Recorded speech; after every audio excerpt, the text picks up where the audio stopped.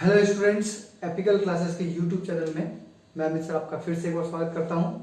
आज अपन acids, bases and salts का तीसरा पार्ट पढ़ेंगे। पहले दोनों पार्ट मैंने आपको पढ़ा दिया था। अगर आपने पुरानी वीडियो नहीं देखे हैं तो एक बार जाके देख लेंगे, तभी आपको आज वाली क्लास समझ में आएगी। ठीक, तो अभी तक अपन ने पढ़ा था कि एसिड्स क्या होते हैं, बेसिस क्या होते हैं, physical property of acids and bases क्या होते हैं। इतनी सारी चीजें अपन ने पढ़ी थी। और आज जो अपन पढ़ने वाले हैं वो है कि एसिड्स और बेसिस में कॉमन क्या होता है। मतलब एसिड और बेस में नहीं, सारे एसिड्स में क्या कॉमन होता है और सारे बेसिस में क्या कॉमन होता है। अगर मैं सारे एसिड्स की बात करूं बेटा, तो आपको मैंने बताया था, अगर मैं एसिड की डेफिनेशन की बात करूं तो आपको मैंने बताया था कि एसिड वे होते हैं, जो अरनियस डेफिनेशन था उसके हिसाब से आपने पढ़ा था कि एसिड्स वे होते हैं जो पानी में जाकर के कौन सा आयन देते हैं, H+ आयन, मतलब हाइड्रोजन आयन देते हैं।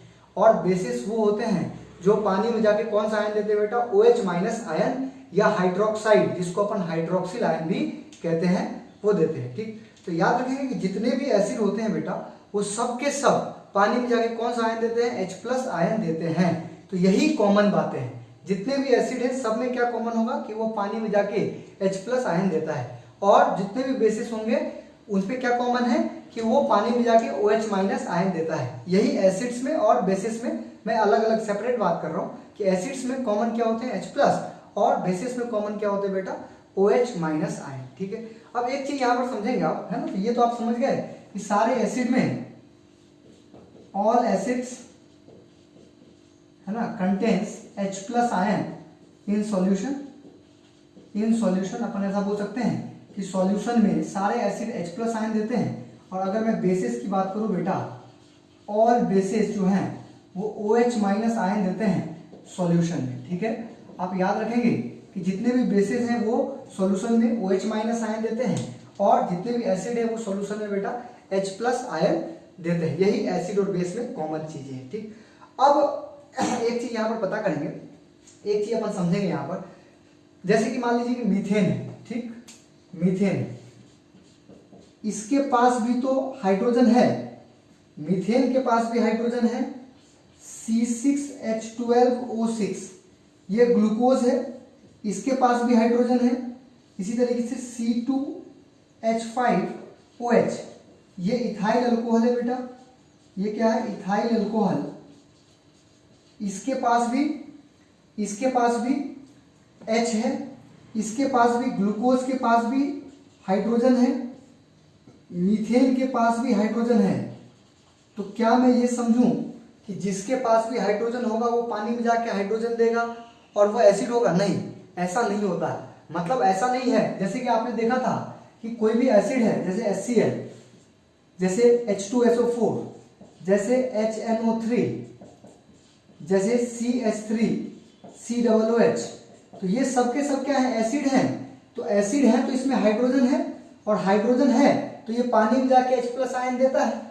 तो मैं आपको ये समझा रहा हूं यहाँ पर कि ऐसा जरूरी नहीं है कि अगर सिर्फ हाइड्रोजन है तो वो पानी में जाके हाइड्रोजन देगा।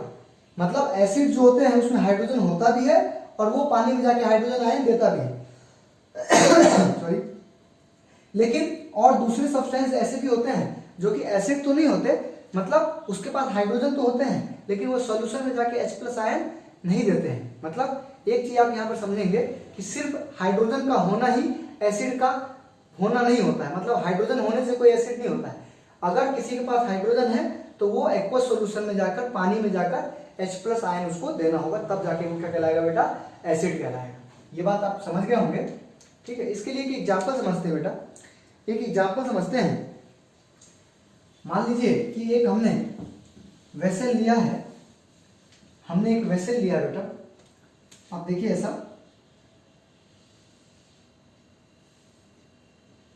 इस प्रकार से हमने एक वेसल लिया है और यहां पर हमने एक सर्किट लिया है। सर्किट में यहां पर मैंने बैटरी लगा दी है और बैटरी के साथ यहां पर मैंने बल्ब जोड़ दिया है, यहां पर मैंने स्विच जोड़ दिया बेटा, है ना, स्विच जोड़ दिया है। और इसको मैंने एक कील के साथ यहां पर कील से, और यहां पर कॉर्क लगा हुआ है, ठीक है बेटा, कॉर्क के साथ इस कील को मैंने, कील मतलब नेल है ना, ये नेल के साथ ऐसे जुड़ा हुआ है। ये क्या है बेटा, नेल है, ठीक है। और इसके अंदर मैंने पानी भरा हुआ है, ठीक है। इसके अंदर मैंने क्या किया हुआ बेटा, पानी भरा हुआ है, डिस्टिल्ड वाटर भरा हुआ है, ठीक। अगर मैं डिस्टिल्ड वाटर भरा हूं बेटा और स्विच को मैंने ऑन कर दिया, ये 6 वोल्ट की बैटरी लेते हैं अपन। कितने वोल्ट की लेते हैं, ये 6 वोल्ट की बैटरी लेते हैं। तो आप बेटा अगर 6 वोल्ट की बैटरी से और इस सर्किट को यदि आप कंप्लीट कर देते हैं ना, ये वायर से कनेक्ट नहीं, ये सिर्फ नेल से कनेक्ट है और इसमें पानी भरा हुआ है। तो पानी भरा हुआ है तो इस पानी में हमने क्या कर दिया, HCl मिला दिया। क्या मिला दिया बेटा, HCl मतलब एक एसिड मिला दिया। इस पानी के अंदर मैंने क्या मिला दिया बेटा, एसिड मिला दिया। तो जब अपन इसमें एसिड मिला देंगे तो क्या होगा, देखो ये जो वायर है, ये आप मुझे बताइए कि जब ये बल्ब तब जलेगा ना बेटा, जब ये वायर ये इस साइड से जो ये इस वायर से जुड़ा रहता तब जाके बल्ब जलेगा ना बेटा। बल्ब कब जलेगा, जब सर्किट पूरा कंप्लीट रहेगा। क्या यहाँ पर सर्किट कंप्लीट है, बिल्कुल सर्किट कंप्लीट नहीं। क्यों सर्किट कंप्लीट नहीं है, क्योंकि ये इस साइड वाला जो वायर है वो इस नेल से कनेक्ट है और इस साइड वाला जो वायर है वो इस नेल से कनेक्ट है ना। और ये नेल आपस में थोड़ा कनेक्ट है, ये तो इस कॉर्क से और ये मतलब सेम कॉर्क से जुड़ा, लेकिन ये तो इंसुलेटर होता है बेटा। तो मैं आपसे पूछ रहा हूँ कि अभी ये बल्ब नहीं जलेगा, लेकिन जैसे हमने इसमें HCl मिलाया तो आप सभी को पता है कि कोई भी एसिड जब मिलाते हैं तो पानी में जाते हैं वो आयन में टूट जाएगा। पानी में जाते हैं वो आयन में क्या हो जाएगा बेटा, टूट जाएगा। और यहां से और यहां तक जो सर्किट इनकम्प्लीट था, ये आयन यहां पर फ्लो होंगे और करंट को फ्लो होने में मदद करेंगे।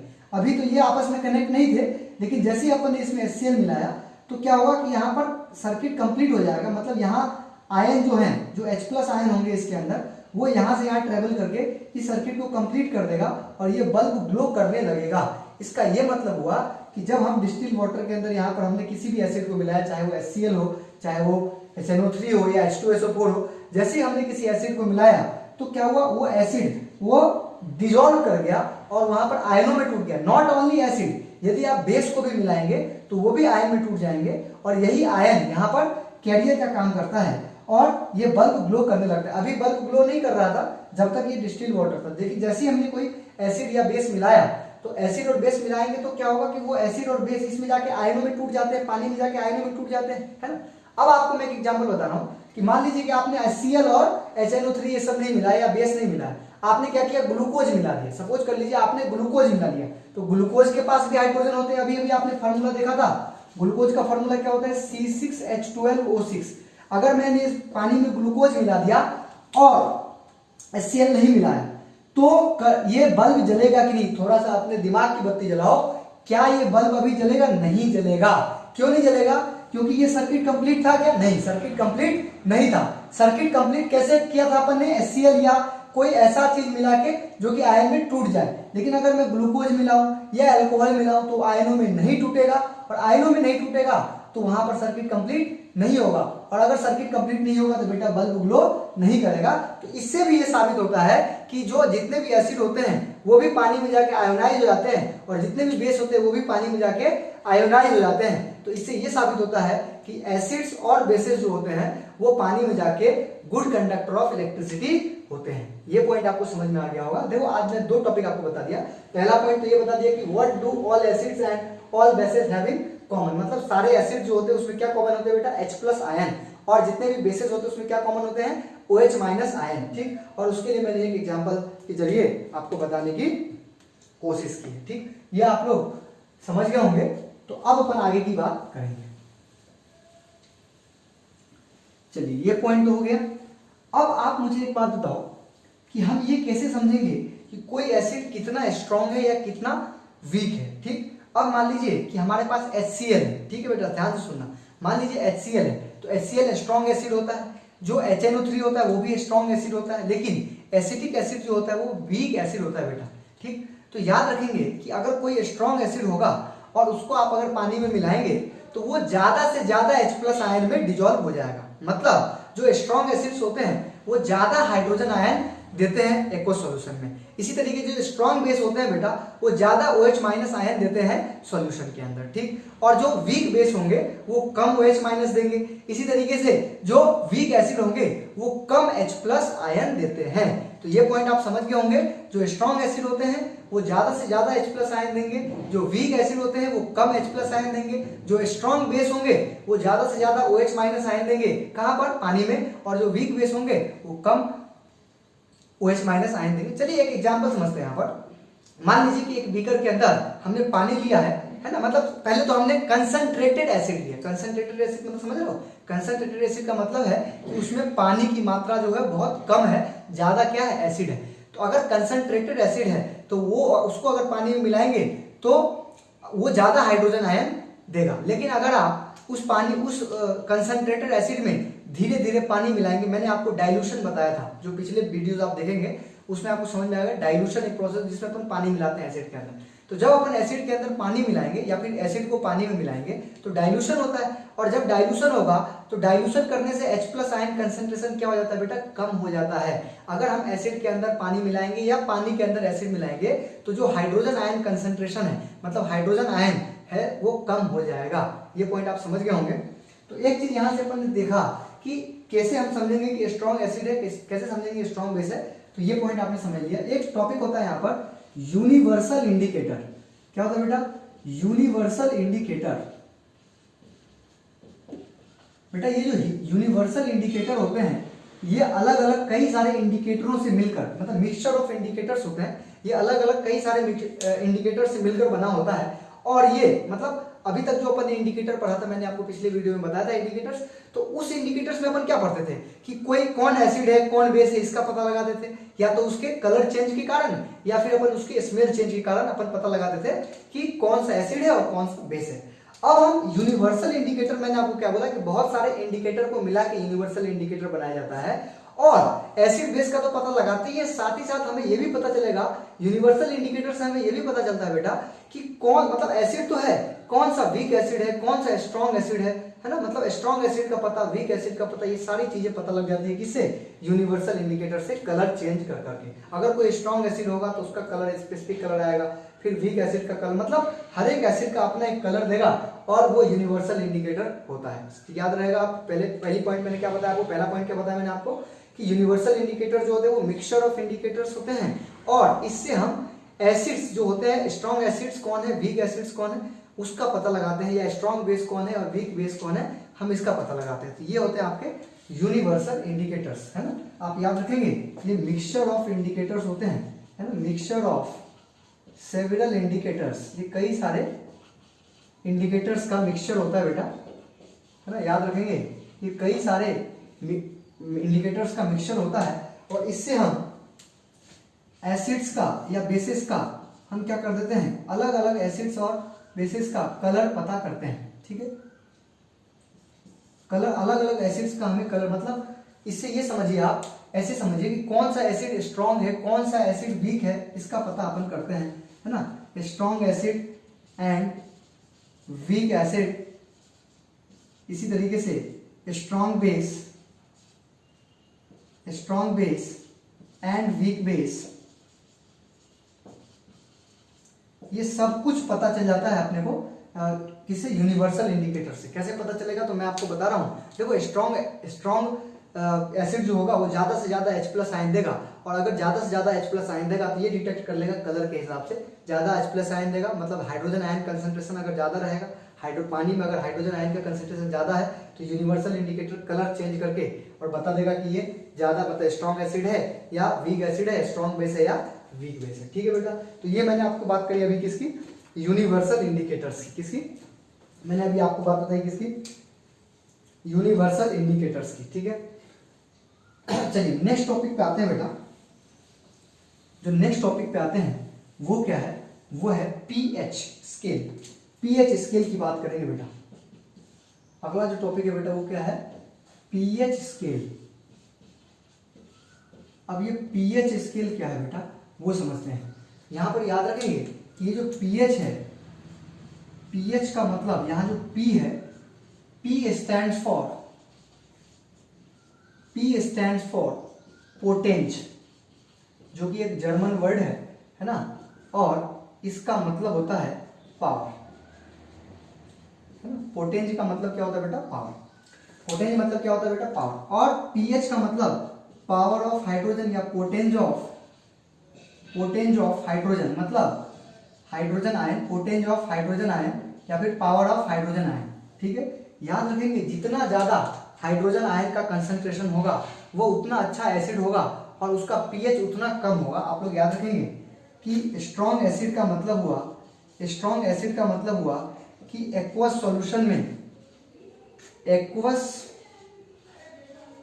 एक्वस सॉल्यूशन में, है ना, ज्यादा से ज्यादा एक्वस सॉल्यूशन में H+ आयन की जो कंसंट्रेशन होगी वो बहुत ज्यादा होगी और पीएच की जो वैल्यू होगी वो बेटा बहुत कम होगी। तो याद रखेंगे स्ट्रॉन्ग एसिड जो होते हैं उसके लिए पीएच कम होता है और वो ज्यादा से ज्यादा हाइड्रोजन आयन देता है सॉल्यूशन के अंदर। इसी तरीके से जो स्ट्रॉन्ग बेस होते हैं बेटा वो वाटर के अंदर ज्यादा से ज्यादा OH- देते हैं लेकिन उसका पीएच जो होता है वो ज्यादा होता है। तो याद रखना पीएच स्केल क्या है, पीएच स्केल 0 से लेके और 14 तक का एक स्केल है जो कि हमें कौन सा एसिड स्ट्रॉन्ग है और कौन सा एसिड वीक है इसके बारे में बताता है। ये आप लोगों ने नोट कर लिया होगा, मैं आपको बता रहा हूं यहाँ पर कि कौन सा एसिड वीक है कौन सा एसिड स्ट्रॉन्ग है, तो वो अपन पीएच से ही समझते हैं। तो एक स्केल होता है बेटा, मैं यहाँ पर बना रहा हूँ स्केल, एक स्केल होता है जिसको अपन पीएच स्केल बोलते हैं। यहाँ पर 0 से लेके मार्किंग होगी 0, 1, 2, 3, 4, 5, 6, 7, 8, 9, 10, 11, 12, 13 और ये 14, है ना। 0 से लेकर 14 तक मार्किंग आता है बेटा। याद रखेंगे 7 जो होता है बेटा, 7 जिसका पीएच होगा वो क्या कहलाता है बेटा, न्यूट्रल। वो क्या होता है, न्यूट्रल सब्सटेंस कहलाता है। जिसका पीएच 7 होगा वो क्या कहलाएगा बेटा, न्यूट्रल कहलाएगा। ठीक, अगर पीएच 7 से कम है तो अगर पीएच बेटा 7 से कम है तो हम बोलते हैं कि एसिडिक नेचर उसका होगा। वो क्या होगा बेटा, एसिडिक नेचर का होगा। याद रखेंगे कि पीएच 7 से कम का मतलब होता है कि वह एसिडिक नेचर का है और 7 से ज्यादा पीएच का जो होता है वो किस नेचर का होता है बेटा, बेसिक नेचर का होता है। अगर 7 से ज्यादा पीएच है तो वो किस नेचर का होगा बेटा, बेसिक नेचर का होगा। और 7 से कम पीएच है तो वो किस नेचर का होगा बेटा, एसिडिक नेचर का होगा। याद रखेंगे कि जितना ज्यादा पीएच की वैल्यू 7 से जितना ज्यादा होगी वो उतना ज्यादा बेसिक होगा बेटा। और जितना कम है ना, मैं यहाँ पर लिख देता हूँ, हिंदी में बिल्कुल लिख देता हूँ आपको कि जितना कम पीएच होगा, जितना कम पीएच का मान होगा उतना स्ट्रॉन्ग एसिड होगा बेटा, उतना स्ट्रॉन्ग एसिड होगा। और जितना स्ट्रॉन्ग एसिड होगा तो सॉल्यूशन में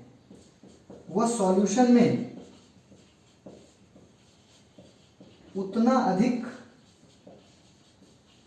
हाइड्रोजन आयन मतलब H+ आयन देता है। याद रखेंगे कि पीएच की वैल्यू जितनी कम होगी बेटा उतना वो स्ट्रॉन्ग एसिड होगा और वह सॉल्यूशन में उतना ज्यादा H+ आयन देता है। इसी तरीके से जितना अधिक, हिंदी इंग्लिश में लिख देता हूं ये, मोर इज द पीएच, अगर मैं 7 से ज्यादा की बात करूं तो बात कर रहा हूं, more is the pH strong base, ये किसकी निशानी है बेटा, स्ट्रॉन्ग बेस की निशानी है। मैं 7 से बाद की बात कर रहा हूँ। 7 से कम के लिए मैंने क्या बोला कि जितना कम पीएच होगा वो इतना स्ट्रॉन्ग एसिड होगा। अगर मैं 7 से ज्यादा की बात करूँ तो जितना ज्यादा पीएच होगा उतना स्ट्रॉन्ग बेस होगा और या सॉल्यूशन में उतना ज्यादा मोर number of OH- ion in the solution. उतना ज्यादा सॉल्यूशन में बेटा पीएच, जितना ज्यादा पीएच होगा बेटा वो उतना स्ट्रॉन्ग बेस होगा और सॉल्यूशन में उतना अधिक वो क्या देगा, OH- आयन देगा। ठीक, ये पॉइंट आपको समझ में आ गया होगा। यही पीएच स्केल होता है बेटा। पीएच स्केल के बारे में किसने बताया था, सोरेनसन ने बताया था बेटा। किसने बताया था, सोरेनसन ने बताया था और ये 1909 में बताया था बेटा, 1909 में बताया था। अब एक बार आप लोग इसको नोट कर लेंगे और फिर अपन अगले टॉपिक पे आते हैं। सबसे पहले इसको नोट कर लीजिए आप लोग, फिर अपन नेक्स्ट टॉपिक देखेंगे।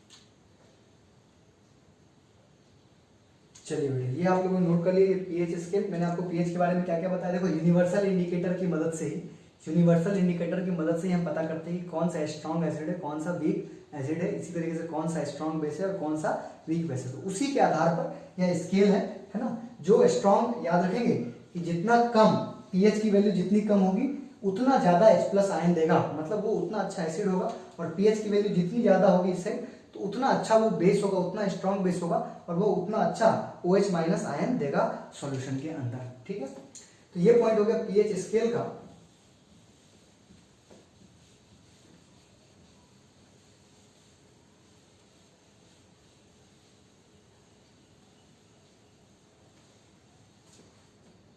ठीक है बेटा, अब मैं आपको बता रहा हूँ पीएच का फार्मूला क्या होता है। पीएच का फार्मूला क्या होता है बेटा, पीएच जैसे कि कुछ क्वेश्चंस बनते हैं पीएच के, वैसे ही 11th क्लास में पढ़ना है अपने को, लेकिन मैं आप लोग को अभी बता देता हूँ। देखो पीएच का फार्मूला होता है बेटा, पीएच अगर मुझे निकालना है, पीएच का फार्मूला होता है minus log H+ ion concentration. याद रखेंगे, minus log H+ ion concentration. आप याद रखेंगे कि जब भी है ना H+ आयन तो आप समझ रहे हैं कि H के ऊपर प्लस लगा दे उसी को बोलते हैं H+ आयन या हाइड्रोजन आयन। और अगर इसको स्क्वायर ब्रैकेट में लिख देंगे तो स्क्वायर ब्रैकेट में जो ये H+ लिखा हुआ है बेटा, इसको अपन बोलते हैं हाइड्रोजन आयन कंसंट्रेशन। आप ये पॉइंट याद रखेंगे, इसको अपन क्या बोलते हैं बेटा, हाइड्रोजन आयन कंसंट्रेशन बोलते हैं इसको बोलते हैं हाइड्रोजन आयन कंसंट्रेशन। ठीक है, तो पीएच बराबर क्या होता है बेटा, minus log H+ ion concentration. आपके दिमाग में आएगा सर ये लॉग क्या है, तो ये सारी चीजें अपने को 11th क्लास में पढ़नी है।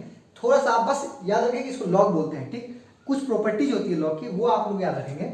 जैसे लॉग 10 की वैल्यू होती है बेटा 1, ये पॉइंट आप याद रखेंगे कि लॉग 10 की वैल्यू कितनी होती है बेटा 1। इसी तरीके से आप लोग न्यूमेरिकल अगर मैं बताऊंगा आपको तो लॉग 2 की वैल्यू होती है 0.301 और लॉग 3 की वैल्यू होती है बेटा 0.477 और इसी तरीके से log 4 की वैल्यू होती है बेटा 0.602।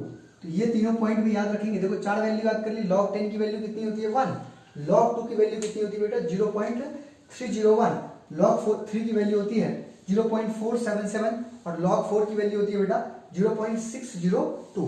इसी तरीके से कुछ और प्रॉपर्टीज मैं आपको बता रहा हूँ लॉग की।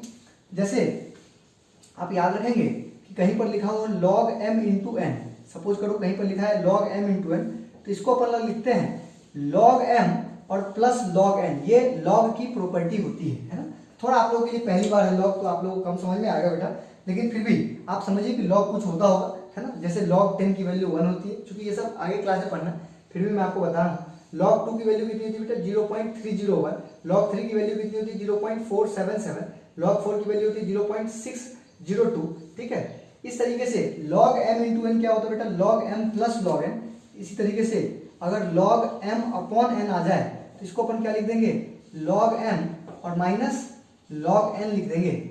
इसी तरीके से एक और फार्मूला बेटा लास्ट, log m के पावर n जो होता है ये क्या होता है बेटा n log m होता है। ये सारी log की प्रॉपर्टी है बेटा, है ना। ये pH का फार्मूला है। pH स्केल क्या होता है मैंने आपको बताया। pH की खोज किसने की थी, सोरेनसन ने की थी, है ना। यूनिवर्सल इंडिकेटर की मदद से हम सारी pH वैल्यू को समझते हैं। वहां पर 0 to 14 तक होता है। जिसका pH 0 के आसपास हो, 1 2 3, तो ये सब स्ट्रॉन्ग एसिड कहलाते हैं। जिसका pH 14 के आसपास हो, 14 13 12, ये सब स्ट्रॉन्ग बेस कहलाते हैं, है ना। 7 जो होता है वो न्यूट्रल होता है ना। अभी हम बात करेंगे किसका pH कितना होता है, इसकी भी बात करेंगे, लेकिन उससे पहले मैंने आपको फार्मूला बता दिया कि pH इक्वल टू क्या होता है बेटा minus log H+ ion concentration.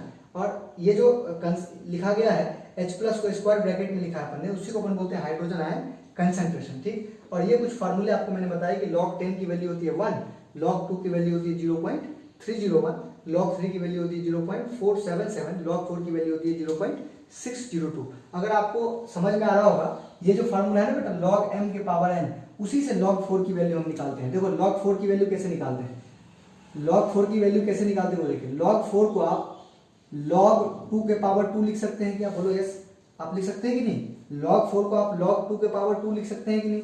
अब आपने देखा कि log m के power n, n log m होता है, मतलब पावर जो है वो आगे आ जाता है, तो ये जो 2 पावर है बेटा वो आगे आ जाएगा, तो ये क्या आ जाएगा 2 log 2 आ जाएगा, मतलब 2 इंटू, और log 2 की वैल्यू आपने याद रखी हुई है 0.301, और 2 को इससे मल्टीप्लाई कर दोगे तो ये कितना आ जाएगा 0.602। अब आप समझ गए होंगे कि log 4 की वैल्यू, अगर आपसे कोई बोले log 8 की वैल्यू तो भी आप लोग निकाल लेंगे, आप लोग निकाल लेना खुद से, है ना। log 8 की वैल्यू कैसे निकालेंगे, इसी तरीके से log 16, तो इस तरीके से आप निकाल सकते हैं, ठीक।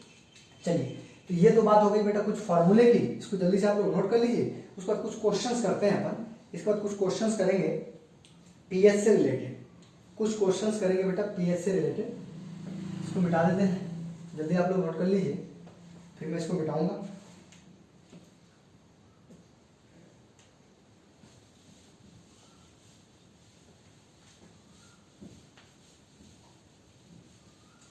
चलिए, मैं क्वेश्चन दे रहा हूं आपको, find the pH of the solution, find the pH of the solution having hydrogen ion concentration, having hydrogen ion concentration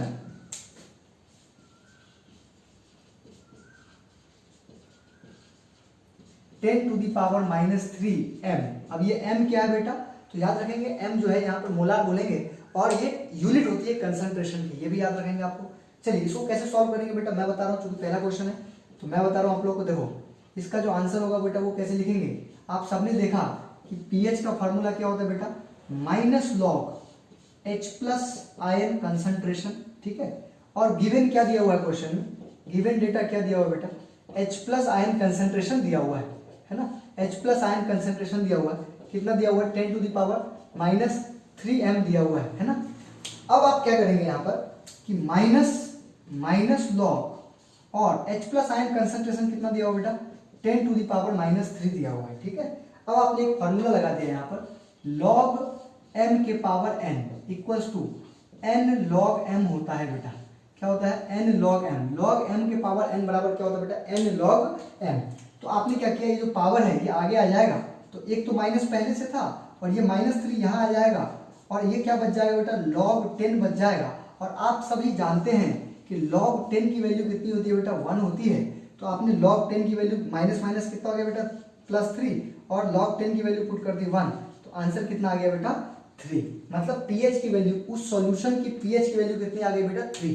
अभी अभी मैंने बताया कि अगर किसी का पीएच 7 से कम होगा तो वो सॉल्यूशन कैसा सॉल्यूशन होगा बेटा, एसिडिक सॉल्यूशन होगा।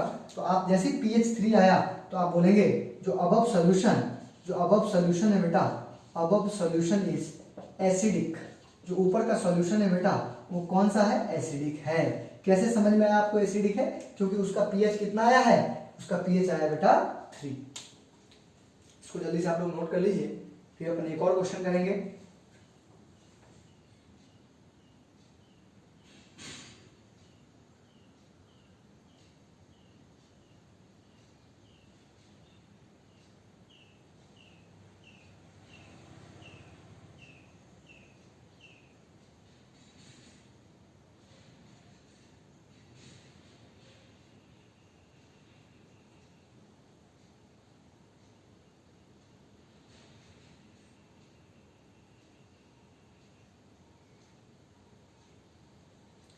चलिए, एक और नेक्स्ट क्वेश्चन करते हैं बेटा, ये आप लोग करेंगे खुद से, बहुत आसान सा क्वेश्चन मैं दे रहा हूं आप लोगों को।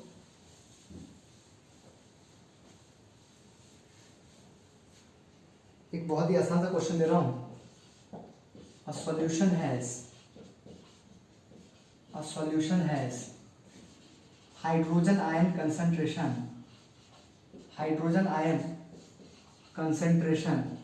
a solution has hydrogen ion concentration 10 to the power -8 m, है ना। एक सॉल्यूशन है जिसका हाइड्रोजन आयन कंसंट्रेशन कितना है बेटा, 10 to the power -8 m है। Then calculate, then find out solution is acidic और बेसिक। वह जो सॉल्यूशन है बेटा वह एसिडिक है या बेसिक है, आपको ये बताना है कि वह जो सॉल्यूशन है बेटा वो एसिडिक है या बेसिक है। तो इसको आप कैसे करेंगे, फिर से वही सेम फार्मूला लगा देंगे, इस क्वेश्चन को भी उसी फार्मूले से करेंगे। आपको गिवन में क्या दिया हुआ बेटा, गिवन में क्या दिया हुआ है कि हाइड्रोजन आयन कंसंट्रेशन जो है बेटा वो कितना दे रखा है, 10⁻⁻8m दिया हुआ है बेटा। अब आपको क्या निकालना है बेटा, pH। क्या निकालना है, pH निकालना है। अगर pH निकालना है तो pH का फॉर्मूला होता है -log H + आयन कंसंट्रेशन। तो ये क्या हो जाएगा, -log 10⁻⁻8। तो ये क्या हो जाएगा, -8 log 10, और log 10 की वैल्यू बेटा क्या होती है, 1, और माइनस माइनस प्लस 8। तो आप मुझे बताएंगे कि pH की वैल्यू क्या आया बेटा, 8। और अगर pH की वैल्यू 8 आया तो ये क्या कहलाएगा बेटा, बेसिक कहलाएगा। अगर आपसे मैं पूछूं कि बताओ ये स्ट्रॉन्ग बेस है या वीक बेस है, तो आप बोलेंगे वीक बेस है। क्यों, क्योंकि स्ट्रॉन्ग बेस कब बोलेंगे, जब उसका pH लगभग 14 के बराबर हो, 14 के आसपास हो, तो उसको अपन क्या बोलेंगे, स्ट्रॉन्ग बेस बोलेंगे। ये क्या है, वीक बेस है बेटा।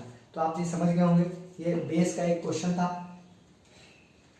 नेक्स्ट क्वेश्चन आप बता रहा हूं, आप एक और क्वेश्चन इसी टाइप का।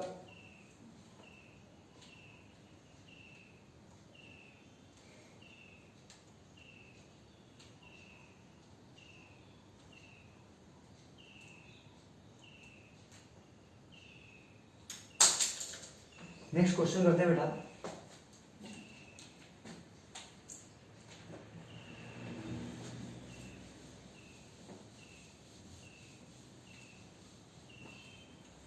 नेक्स्ट क्वेश्चन करते हैं,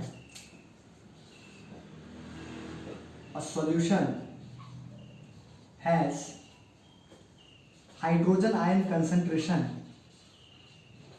hydrogen ion concentration equals to, a solution has hydrogen ion concentration equals to 2 into 10 to the power -4 molar. ठीक है बेटा, ये थोड़ा सा ट्विस्ट है क्वेश्चन में। A solution has hydrogen ion concentration equals to 2 into 10 to the power -4 m, then find the pH of solution.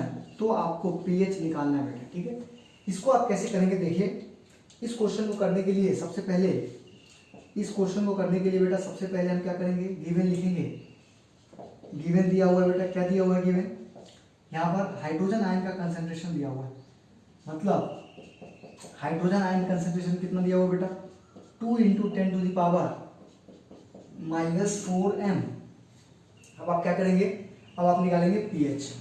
pH का formula क्या होता है बेटा, -log H + आयन कंसंट्रेशन, मतलब -log, और यहाँ पर ये वैल्यू पुट कर देंगे बेटा 2 into 10 to the power -4।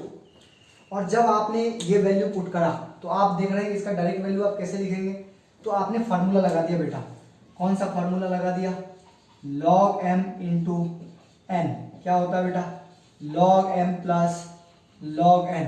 बाकी आप लोग इंटेलिजेंट है, आप समझ गए होंगे कि log m into n यहाँ पर दिया हुआ है, ये log m into n है। तो मैंने इसको क्या लिख दिया बेटा, माइनस तो रहेगा ही बाहर, इसको लिख दिया, एक ब्रैकेट यहाँ लगा दिया, इसको लिख दिया log 2 प्लस log 10 के पावर -4। क्यों किया ऐसा, क्योंकि ये log m into n था।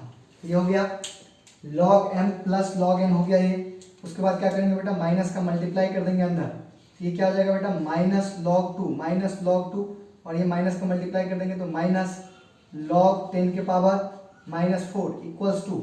अब आप देखिए -log 2 तो ऐसे ही रहेगा, -log 2 तो बेटा ऐसे ही रहेगा, और -4 आगे आ जाएगा, ये हो जाएगा -4, और ये हो जाएगा बेटा log 10। log 10 की वैल्यू होती है बेटा 1, log 10 की वैल्यू क्या होती है बेटा 1, और ये माइनस माइनस क्या हो जाएगा प्लस, तो -log 2 और ये +4 हो जाएगा। तो ये आंसर क्या आ जाएगा, 4 - log 2 और 4 - 0.301। इसको आप माइनस कर देंगे तो ये लगभग मेरे ख्याल से 3.699 करके कुछ आंसर आ जाएगा, है ना। आप लोग बाकी निकाल के देखिए आ रहा है कि नहीं आंसर। ठीक, ये क्वेश्चन हो गया। आप लोग समझ गए होंगे ये क्वेश्चन कैसे किया, क्योंकि हमने यहाँ पर log 2 की वैल्यू पुट की है बेटा। तो मैं यहाँ पर लिख देता हूँ, log 2 की वैल्यू कितनी होती है, 0.301 होती है। ठीक, नोट कर लीजिए इसको।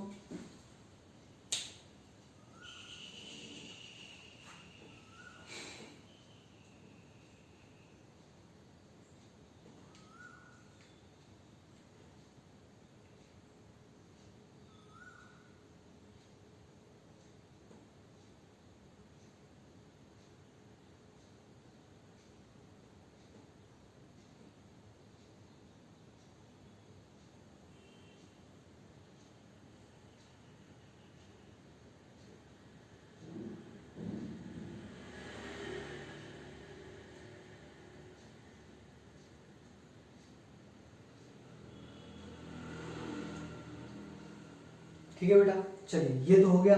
ये तो क्या निकाला आपने कि अगर मान लीजिए कि पीएच दिया हुआ है, मतलब सॉरी हाइड्रोजन आयन कंसंट्रेशन दिया हुआ है, तो पीएच कैसे निकालते हैं। ठीक, इसका उल्टा यदि बेटा क्वेश्चन पूछ ले आपसे, मैं आपको एक छोटे छोटे क्वेश्चन बता रहा हूँ, याद रखेंगे कि अगर मान लीजिए कि हाइड्रोजन आयन का कंसंट्रेशन 10⁻³ है, ध्यान से देखना बेटा, अगर हाइड्रोजन आयन का कंसंट्रेशन 10⁻³ दिया हुआ है तो आप सबको पता है कि पीएच आपने कैसे निकाला था, minus log H+ ion concentration, मतलब -10⁻³ कर दिया था आपने, तो ये -3 log 10 आया था, और इस तरीके से आपका आंसर क्या आया था बेटा, 3 आया था। तो आपने क्या देखा कि जब H+ आयन कंसंट्रेशन 10⁻³ है तो पीएच कितना आया, 3।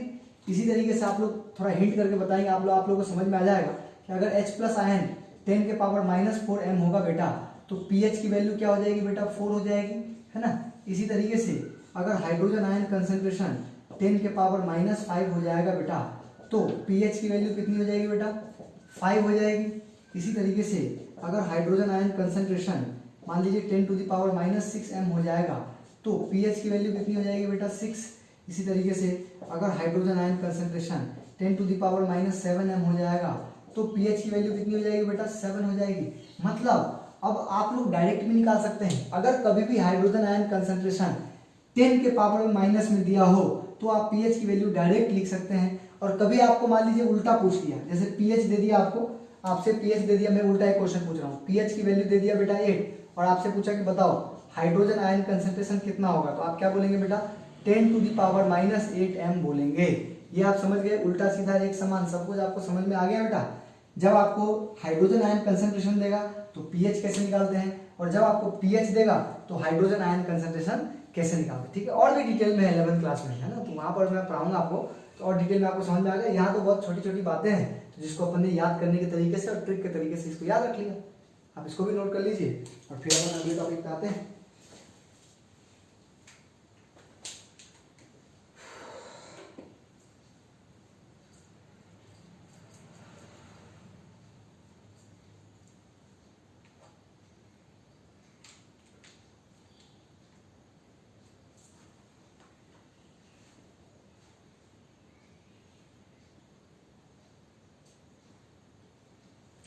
चलिए बेटा, ये क्वेश्चन हो गया।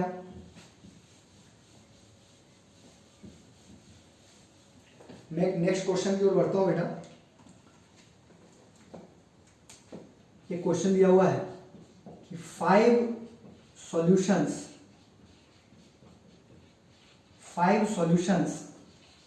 A, B, C, D and E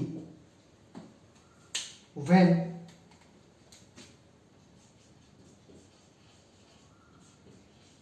tested by universal indicator,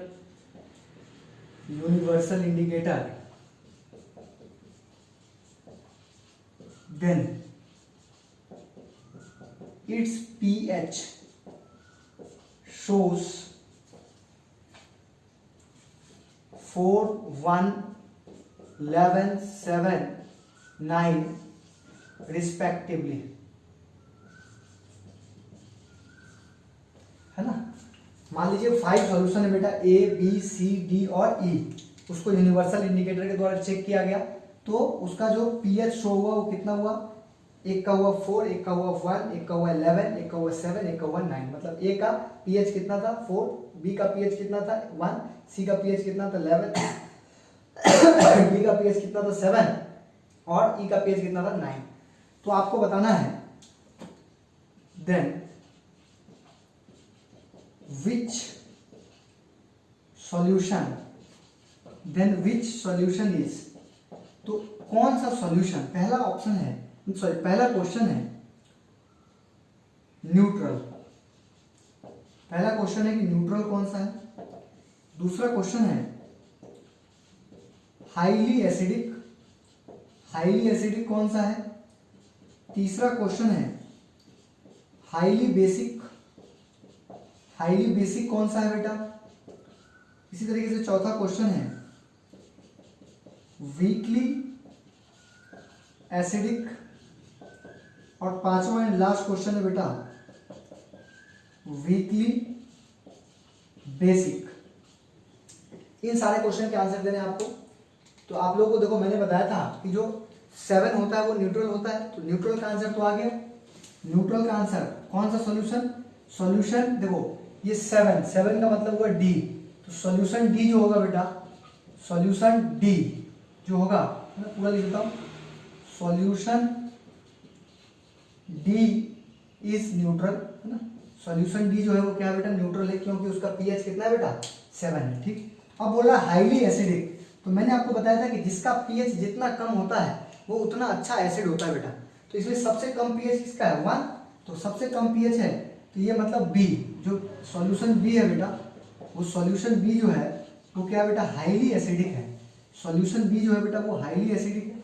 इसीलिए इसी प्रकार हाईली बेसिक की बात की, तो मैंने आपको बोला था 14 या उसके आसपास वाले जो होते हैं वो ज्यादातर बेसिक होते हैं। तो यहाँ पर जो हाईली बेसिक होगा वो कौन सा होगा बेटा, ये 11, जो 11 वाला है वो हाईली बेसिक है, मतलब सॉल्यूशन सी, जो सॉल्यूशन सी है वो हाईली बेसिक सॉल्यूशन है बेटा।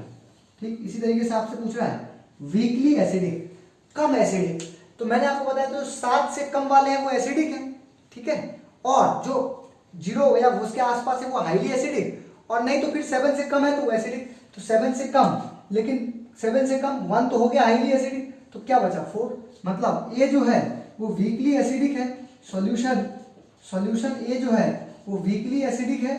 और इसी प्रकार से ए का और आंसर बच गया कौन सा बेटा, ई, जो सॉल्यूशन ई है बेटा वो वीकली बेसिक है। कारण क्या, कि मैंने आपको बोला था कि 14 या उसके आसपास आएगा तो वो हाईली बेसिक होगा, लेकिन ये 7 से तो ज्यादा है लेकिन 14 के आसपास नहीं है, तो ये क्या कहलाएगा बेटा, वीकली बेसिक कहलाएगा। ये क्वेश्चन भी जल्दी से आप लोग नोट कर लेंगे।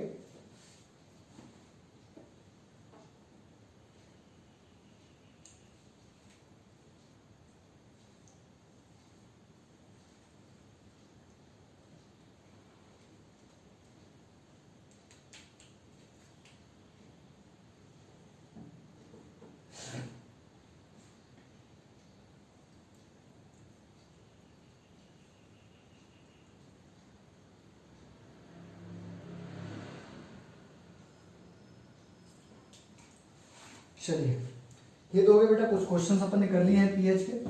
अब जो किसका कितना पीएच होता है, तो जो डेली लाइफ में अपन बात करेंगे जिसकी, तो उसमें सबसे पहले हम बात करते हैं ब्लड। जो अपना ब्लड होता है बेटा, ब्लड का पीएच होता है, ब्लड का जो पीएच होता है वो बेटा 7.4 होता है, याद रखेंगे। ब्लड का पीएच कितना होता है बेटा, 7.4 होता है। और इस तरीके से जो प्योर वाटर होता है, प्योर वाटर का जो पीएच होता है बेटा वो 7 होता है। मैं प्योर वाटर की बात कर रहा हूँ।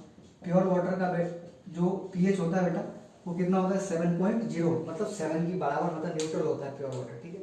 इसी तरीके से मैं अगर बात करूं बेटा कि अगर मैं कंसंट्रेटेड HCl की बात करूं तो इसका पीएच कितना होता है बेटा, 0 होता है।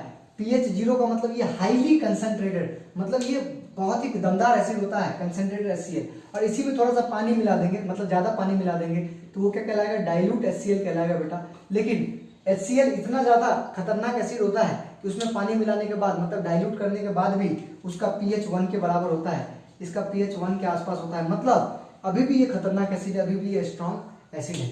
इसी प्रकार अगर मैं सबसे ज्यादा स्ट्रॉन्ग बेस की बात करूं, जो कंसंट्रेटेड NaOH होता है, याद रखेंगे कंसंट्रेटेड NaOH जो होगा वो क्या होगा, उसका जो पीएच होता है बेटा वो 14 होता है। और आप लोगों को पता है कि 14 का मतलब तो सबसे अच्छा बेस हो गया, मतलब स्ट्रांगली बेसिक हो गया ये, है ना। और इसमें थोड़ा सा पानी मिला देंगे या पानी मिला देंगे, मतलब जो डाइल्यूट हो जाएगा NaOH, तो उसका पीएच थोड़ा सा फर्क पड़ता है।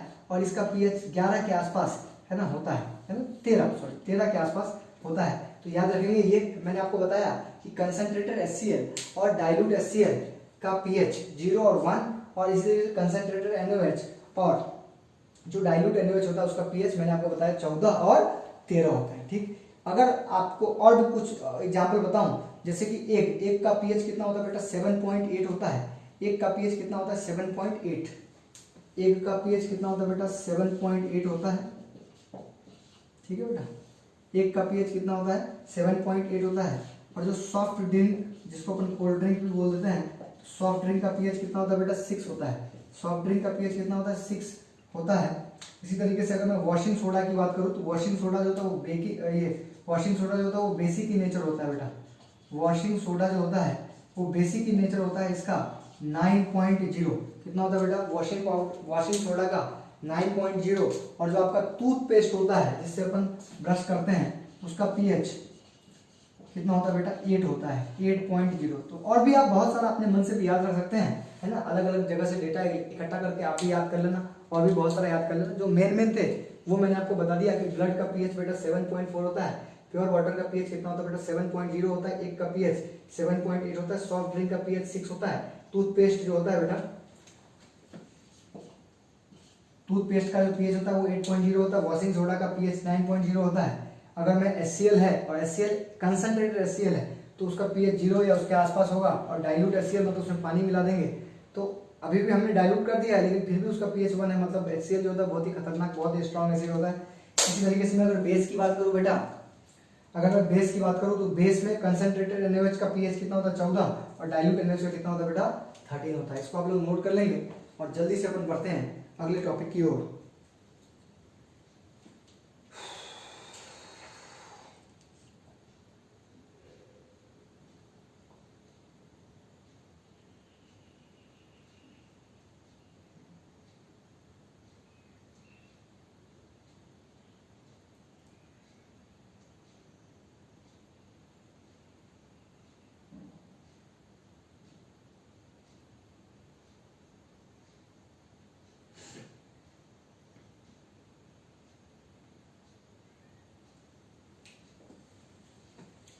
चलिए नेक्स्ट टॉपिक पे बढ़ते हैं बेटा। अब अपन बात करेंगे कि ये जो पीएच है उसका डे टू डे लाइफ में, है ना, pH in our daily life, है ना, पीएच का अपने डे टू डे लाइफ में क्या इंपॉर्टेंस है। पीएच ऑफ, है ना, pH in our daily life क्या importance, importance of pH, importance of pH in daily life. अगर मैं डेली लाइफ की बात करूं बेटा तो इसमें अपना पीएच क्या इंपॉर्टेंट रोल प्ले करता है, हम इसकी बात कर रहे हैं। तो इसमें अपन 4 या 5 टॉपिक पढ़ेंगे, जिसमें सबसे पहला है कि animals and plants, animals and plants are pH sensitive.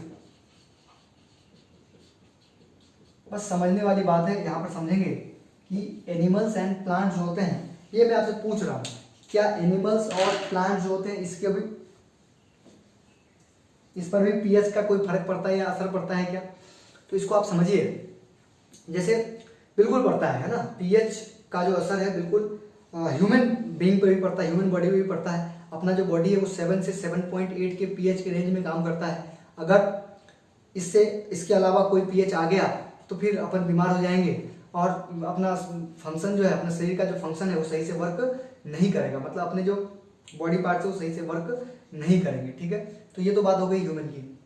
इसी तरीके से मैं बात करूँ अगर कि जो इक्वेटिक लाइफ होते हैं बेटा, जो नदियों में मछलियां हैं और उसमें पेड़ पौधे जो इक्वेटिक लाइफ्स होते हैं वो भी, उनका भी पीएच थोड़ा सा भी चेंज होगा ना तो उसको बहुत प्रॉब्लम हो जाएगी, उसका जिंदगी वहां पर, उसका जो सर्वाइवल है वो मुश्किल हो जाएगा। अगर इसका एक एग्जांपल देखें तो हम इसको ऐसे समझ सकते हैं कि आप ऐसे याद रखिए कि जो पीएच, जो एसिड रेन, आप लोगों ने सुना होगा एसिड रेन के बारे में, जब बारिश का पानी का पीएच 5.6 से कम हो जाता है तो वो क्या कहलाता है बेटा, एसिड रेन कहलाता है। ठीक, अगर मान लीजिए किसी सीजन में या कभी ज्यादा एसिड रेन हो गया, ज्यादा बारिश हो गई और वो ज्यादा एसिडिक बारिश हो गई तो क्या होगा कि वही बारिश नदियों में चला जाता है ना, नालियों की मदद से, नालों की मदद से कहाँ चला जाता है, नदियों में चला जाता है। और इससे क्या होता है कि नदियों का जो पीएच है वो कम हो जाता है। नदियों का मतलब ऐसा नहीं कि थोड़ा बहुत पानी से पीएच कम हो जाएगा, है ना, कभी हैवी रेन और सब, मतलब सारा जो रेन था वो एसिडिक रेन था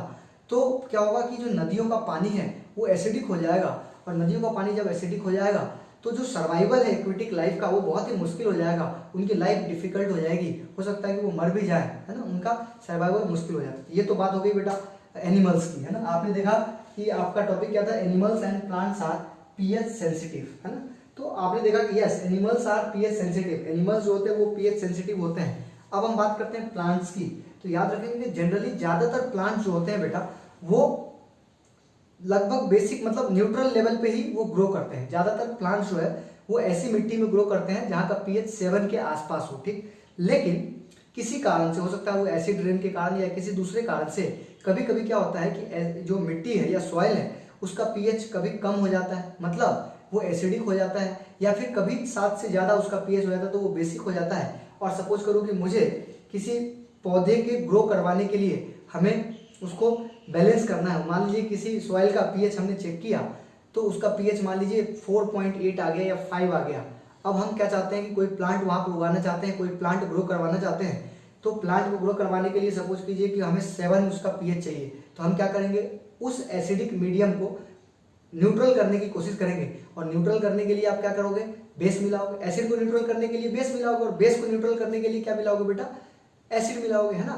तो क्या मिलाते हैं, तो आपने देखा होगा ये कैल्शियम हाइड्रोक्साइड है, कैल्शियम कार्बोनेट है, तो ये सारी चीजें अपन खेतों में डालते हैं, जिससे मिट्टी क्या होगा, बेसिक उस बेस जो है उसको एसिड को क्या कर देगा, न्यूट्रलाइज कर देगा, और इस तरीके से प्लांट क्या करता है, ग्रो करता है। तो आपने क्या देखा कि जो प्लांट्स होते हैं बेटा वो भी पीएच सेंसिटिव होते हैं। तो आपने पहला टॉपिक क्या देखा बेटा कि plants and animals and plants are pH sensitive. मेरे ख्याल से ये टॉपिक आपको समझ में आ गया होगा। मैंने आपको इसमें ये बताया कि जो एनिमल्स है मतलब ह्यूमन बीइंग जो होता है वो भी पीएच सेंसिटिव होता है। और जो एक्वेटिक लाइफ है, जो नदियां हैं, तालाब है, इसमें जो एक्वेटिक लाइफ है तो वो भी पीएच सेंसिटिव होते हैं। अगर वहाँ वो उनका भी जो पीएच है वो थोड़ा बहुत भी चेंज हुआ तो फिर उनकी लाइफ बहुत मुश्किल हो जाएगी, उनका सर्वाइवल मुश्किल हो जाएगा। और फिर मैंने एसिड रेन के एग्जाम्पल आपको बताए, फिर मैंने आपको प्लांट के लिए सॉइल्स के एग्जाम्पल बताए। अब अपन बात करते हैं दूसरा जो टॉपिक है बेटा, pH in our digestive system. अगर मैं बात करूं पीएच इन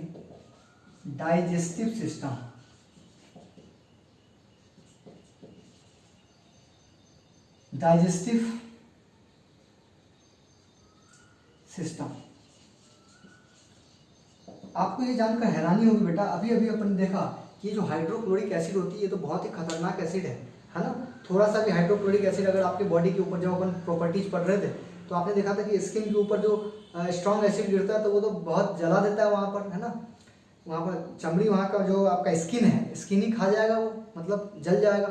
तो मैं आपसे ये बात कर रहा हूँ कि अपने बॉडी के अंदर, स्टोमक के अंदर हाइड्रोक्लोरिक एसिड रिलीज होती है, है ना, जो कि हार्म नहीं करता है। याद रखेंगे स्टोमक के अंदर हाइड्रोक्लोरिक एसिड डाइजेस्टिव सिस्टम को सपोर्ट करता है। मतलब जो भी चीजें अपन खाते हैं ना, तो दो चीजें, एक तो हार्म नहीं करती, दूसरा जो चीजें अपन खाते हैं तो मान लो कुछ बैक्टीरिया तो उसको जर्म्स को मारने के लिए हो, और दूसरा डाइजेशन में, जो खाने का डाइजेशन है, जो भी चीज़ अपन खाते हैं तो खाने को पचाने में उसका यूज होता है, उसी हाइड्रोक्लोरिक एसिड की मदद से वो खाना जो है क्या होता है बेटा, पचता है, ठीक। लेकिन कभी कभी क्या होता है कि ओवर ईटिंग, किसी ने मान लो कि कुछ उल्टा सीधा खाना खाया, ज़्यादा ऑयली खा लिया या फिर ज़्यादा खाना खा लिया, ओवर ईटिंग कर लिया, तो उसके कारण से आप लोगों ने सुना होगा कि एसिडिटी हो जाती है ना, पेट में दर्द हो जाता है, इरिटेशन हो जाता है, आपको इरिटेशन होने लगता है। तो ऐसी कंडीशन में, है ना, वो अपन एसिडिटी की बात करते हैं तो कारण वही है ना। कभी कभी क्या होता है कि ज़्यादा हाइड्रोक्लोरिक एसिड आ गया तो उस कारण से एसिडिटी हो जाती है। तो उससे बचने के लिए जो अपन लेंगे, तो आप मुझे बताओ, एसिड को मतलब जो एक्सेस एसिड हुआ उसको कौन कंट्रोल करेगा, बेस कंट्रोल करेगा ना। तो जो हम एक्स्ट्रा लेंगे उसको कंट्रोल करने के लिए जो हम खाते हैं वो क्या खाते हैं, बेसिक चीजें खाते हैं। और यहाँ पर एक एग्जाम है ना, उसको अपन बोलते हैं एंटा एसिड्स, है ना, उसको अपन क्या बोलते हैं बेटा, एंटा एसिड्स बोलते हैं।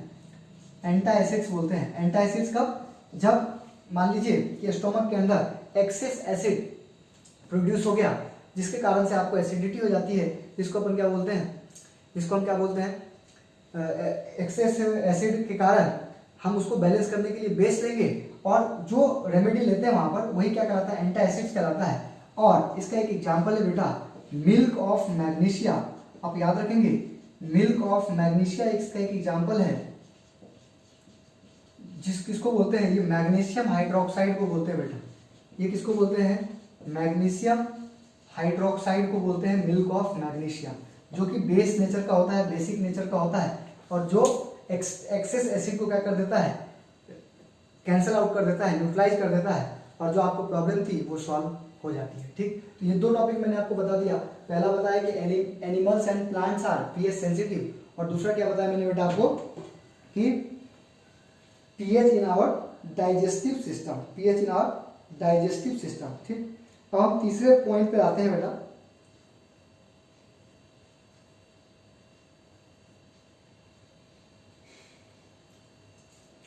तीसरे पॉइंट पे आते हैं, पीएच। तीसरे पॉइंट पे आते हैं बेटा, जिसका नाम है pH change. pH change as a cause of tooth decay। ये pH चेंज के कारण आपके जो दांत है बेटा वो भी डिके होने लगते हैं, मतलब खराब होने लगते हैं, झड़ने लगते हैं, दांत वहां से डिके होने लगते हैं, है ना, टूथ डिके होने लगता है। अब इसका क्या मतलब है समझे, याद रखेंगे कि जो अपने मुंह का pH होता है वो जनरली 7 ही होता है ना, मतलब न्यूट्रल के आसपास ही होता है या फिर बेसिक ही होता है, ये पॉइंट आप याद रखेंगे। लेकिन मैं आपको क्या बोल रहा हूँ, 7 या 7 से थोड़ा ज्यादा अपने मुंह का पीएच होता है, मतलब लगभग बेसिक मीडियम, बहुत कम बेसिक है ना, होता है। अब क्या हुआ, जब अपन खाना खाते हैं तो जब खाना खाते हैं तो आपको पता है बहुत सारे खाने के जो पार्टिकल हैं वो अपने दांतों में फंस जाते हैं, है ना, तो धीरे धीरे बैक्टीरिया उसको क्या कर देगा, धीरे धीरे उसको खाता जाएगा और सड़ जाएगा वो, उसके कारण वहां से एसिड उत्पन्न होता है, तो धीरे धीरे अपना मुंह क्या हो जाता है, एसिडिक हो जाता है। ठीक, तो धीरे धीरे एसिडिक हो जाएगा, तो एसिडिक होते होते अगर पीएच 5.5 से कम हो गया, ये पॉइंट भी आप याद रखेंगे बेटा, पीएच कितना हो जाए, अगर मुंह का पीएच, अगर अपने माउथ का पीएच कितने से कम हो जाए, लेस देन 5.5 हो जाए, इसका ये मतलब हुआ कि अगर लेस देन 5.5 हुआ तो टूथ डीके स्टार्ट हो जाएगा, मतलब दांतों का निकलना, दांतों का क्षय होना स्टार्ट हो जाएगा, डीके होना स्टार्ट हो जाएगा। कब, जब अगर पीएच जो है, तो बहुत टाइम है, ऐसा नहीं कि तुरंत, मतलब आज अपन ने खाया और आज अपने मुंह के अंदर एसिड, तो ऐसा नहीं कि एक दिन में ऐसा होता है, धीरे धीरे। अगर आपने, इसीलिए अपन ब्रश करते हैं, तो ब्रश जब करते हैं तो उसके साथ जो टूथपेस्ट अपन यूज करते हैं वो बेसिक मीडियम होता है, याद रखेंगे बेटा, वो क्या होता है, बेसिक मीडियम। क्यों होता है बेसिक मीडियम, क्योंकि टूथ डीके का कारण क्या है, पीएच का कम होना। या फिर अपन ऐसा बोले कि जब अपन खाते हैं तो खाने के जस्ट बाद जो ब्रश करते हैं या टूथपेस्ट यूज करते हैं वो कैसा मीडियम का यूज करते हैं, बेसिक मीडियम का। क्यों, क्योंकि मुंह एसिडिक बना देता है, खाने के बाद धीरे धीरे जो खाना है वो बैक्टीरिया उसको क्या बना देगा, एसिडिक बैक्टीरिया, है ना, बैक्टीरिया के कारण वहां पर मुंह क्या हो जाएगा, अपना एसिडिक हो जाएगा। और इस तरीके से हम जो यूज करते हैं ब्रश के थ्रू, अपन टूथपेस्ट यूज करते हैं, आपने देखा था कुछ देर पहले कि टूथपेस्ट का बेस जो पीएच था वो कितना था, 8 था, मतलब वो बेसिक मीडियम का होता है, बेसिक नेचर का होता है। और इस तरीके से आप इस पॉइंट को याद रखेंगे, pH change as a cause of tooth decay, मतलब पीएच चेंज के कारण टूथ डीके भी हो सकता है। ये आपका तीसरा पॉइंट था बेटा। और चौथा एंड लास्ट पॉइंट जो अपन पढ़ रहे हैं इसमें, self defence by animals and plants.